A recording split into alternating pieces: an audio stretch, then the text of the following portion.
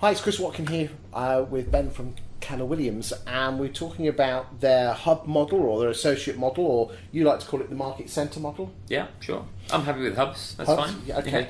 So, how does it work? You at the top, then lots of like hub offices there, and then lots of agents underneath at the bottom.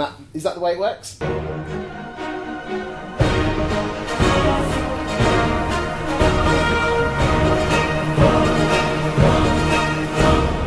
No, it isn't, is it? Come on, then, tell me. So Talk to me about the Keller Williams model. So it's like an upside down pyramid. Yeah. Okay. So traditional business, Yeah. senior person at the top. Yeah. Yeah, and everybody else works really hard, but generally this person gets the most and this person Yep. rather less. Okay. We turn ours upside down. So in Okay. our business, Ben goes at the bottom. Took me a bit of time to get used to it, but there you are. Yep. And then what I do is I make sure with all my skills and experiences that I ensure that we give all the best stuff to all the people at the top of that now, which are the agents. So it's built for agents by agents. That's the way we look. Because at you're an ex-estate agent, ex-Countrywide, I am. been through the ranks. Yeah.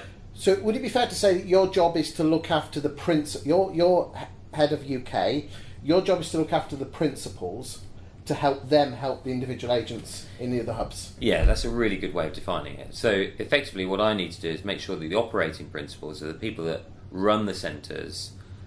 They are delivering great value for the agents in a centre. Now, in the previous video, the agents get to keep, a 70% of the fee, if not Yeah. more, when they hit a certain level. Yeah.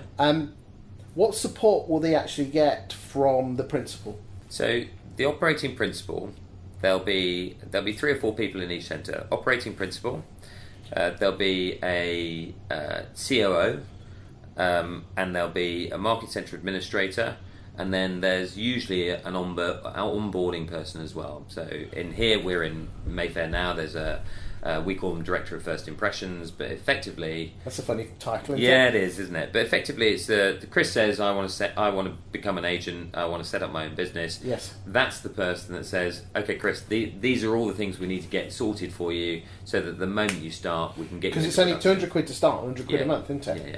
It is genuinely the easiest way you're ever going to get to start a business. Because all the people, obviously, I know lots of mates that have started their own estate agencies, and none of them did it on a shoestring. I think the smallest amount of money you're talking about 70 odd grand, and that's certainly not in London. So to be able to actually get set up for a couple of £100 is kind of. But it's your responsibility to go and get the business. Oh yeah, absolutely. It's your business. So we'll help you grow your database. We'll teach you how to grow your database. Okay, so how does it work? So let's just say I'm in Sheffield, say. Mm-hmm. And there's a principal there running the whole of Sheffield and South Yorkshire, and they have 10 agents underneath them. Does each, when I say underneath them, sorry, above them, because we're doing it all that way, does every agent have their own patch that is uniquely theirs? Yeah, so we would recommend to an agent that they start in an area that they can really actively cover and become an expert in that area. In fact, we touched on this in a previous conversation, didn't we? We see agencies as a very local business, Chris. Hyper-local. Yeah, absolutely. So what we don't want, and actually when I came to Keller Williams, I found a lot of agents, they were saying, well, I'm covering the whole of West London. They said, well, you're not doing that very well then. Because you can't cover all of that. Well, you can't become an expert. It's interesting. I used to work for a very large franchising organisation, and it was really interesting. We actually compared the turnover versus their size of their patch, and you would expect the bigger the patch, the more money you earned. Quite the opposite, Ben. From around 20,000 up to about late 30s, it grew, but after that, it just dropped like a stone. Absolutely. The bigger the patch, the less money you earned. Absolutely. So what you're saying is make themselves the king of a suburb, if not half of a suburb. Absolutely. Become known, build your business, Yes. There's your foundation, and then you can expand. But don't expand before you've built something. Do I get 100% exclusivity in that? No, absolutely not. Why not? Because we teach you to grow your business, yeah? Yes. And we don't believe that that you should have exclusivity over any particular area. So let's say we've got some market centres now. So the biggest one's got 950 agents. Okay, what about, let's forget America or anything. Okay. What about Britain? So the biggest one here at the moment is this one, Yes. and there's 60. Now, some of those there's an overlap. Let's say there's probably 4 or 5 agents covering Islington and that sort of area. Okay. Now, I would argue that you could probably put 40 agents into that size and area, Yep. and they'll all be absolutely fine in terms of plenty enough to cover.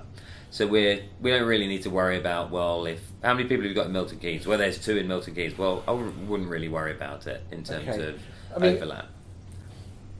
Let's not mention their name, but there is an online agent who has been criticised by, whether you call them employees or not, I don't know, for over-employing people in areas to water it all down. Yeah, but what they're all doing is they're all trying. So, for instance, my understanding of let's say that particular business, I suspect I know the one you're talking about, is there's a person at the top in each territory. Yes. And therefore, as that goes down, the person down here gets less and less. Yes. And that's a fundamental problem. Whereas actually, if they turn that the other way around, like we do, there's enough for everybody. Now, what we would say to a person, let's say, for instance, you with any marketplace, you'd look at, well, who dominates it? You know, if you've got an agent that's going in there and they've got 50% of the market, which is pretty unusual, actually, there's always, in a patch, there's always going to be enough people buying and selling. There's 900,000 transactions, even in a pretty tricky year last year. Was it 891,000 transactions last year? Your numbers. So, if that's the case, I don't think we need to worry too much about whether whether there's enough to go around.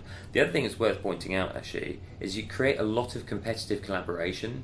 So, for instance, I said to you there's like 60 agents here. Those guys in Islington, for instance, I had a conversation with one of them 2 days ago, I think it was, and he's teamed up with one of the other agents there. So simply, he gets the stock, and then he'll let that other agent, that's also a Keller Williams agent, they just do they split the fee on if he goes and sells it.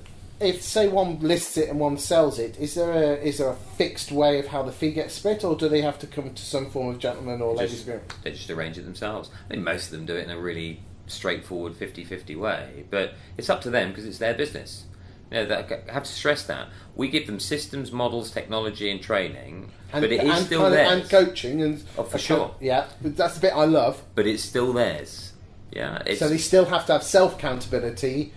The bottom line is you help and guide them, but you give them the ammunition, but they've still got to fire a weapon. Absolutely. To pardon it. But what's also really nice is now we've got some of the guys growing their teams, so they might put 2-3 people into their business. Now, could I employ people?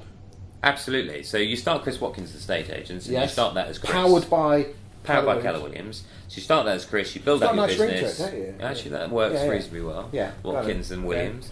So you build that out, and you decide now. Actually, I want to put more people into the team because our model is all about leverage, right? Yes. So we build that out, and now you're in a place where you've got a whole team of people. Yep. And that's your growing business. Well, you know, it's a pretty straightforward way of building out an agency, and each person that's coming in, who's training them? So you grow your business. How much in your business you normally pay to train the people in your business? A lot of money. Right. So in most agencies around the country, how often do you think the average person working in a corporate estate agency gets trained on how to list a house really well? Probably about half a day every 2 years. Okay. So it's not much to compete with, is it? No. And imagine if that was all paid for. So you're building Chris Watkins estate agents now you quite like that idea. And someone like me trains all your people as just part of the fact that you're building it through because you're Keller the Williams. principal of the hub. Yeah. Yes. And they're doing the training for you. You're not paying for that. That's all part of That's the part of deal. your 30% that you're giving away. I can see why you were the training firm.